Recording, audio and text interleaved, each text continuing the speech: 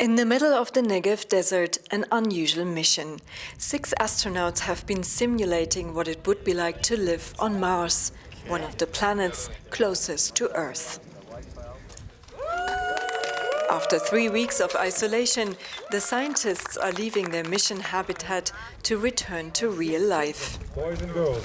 Every day was the same people that we interacted with, the same feelings, the same lighting, the same. And suddenly we're out here, more people, wind in our face, scenery that we'd only seen through a helmet every few days.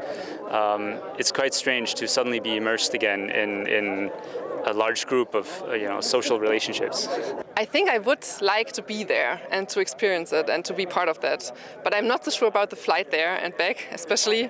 It's a long time in a tiny tin can with a lot of people, or with several people, and 4 weeks is nothing compared to that. The mission, called Ahmadi 20, was launched last month in the Negev in southern Israel. The area is very similar to the geological features found on Mars. The astronauts were conducting experiments for future missions on the red planet right inside here. They were effectively cut off from the outside world for 3 weeks. Astronaut Robert Will sent us this video while in isolation. From inside here, we can control a rover to look at the outside landscape. Here we can examine samples, the biological ones. And here we're preparing the drones. This one is now being taken out to carry out a flight.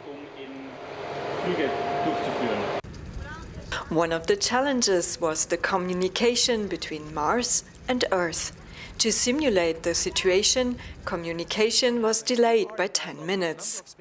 We think the first mission is going to happen in the next 20 to 30 years, which means if you take into account that Mars is about 1,000 times further away from the Earth than the Moon for a comparison, you can think of 1,000 things that can go wrong on such a voyage. And so we are here to make mistakes. And the reason is that every mistake we make here, everything we learn here, won't happen as a mistake on Mars as well. By exploring the red planet, scientists also hope to learn about shifts in climate that alter planets. For decades, flybys, landers and rovers have explored Mars. I think taking care of our own planet and doing space exploration do not exclude each other.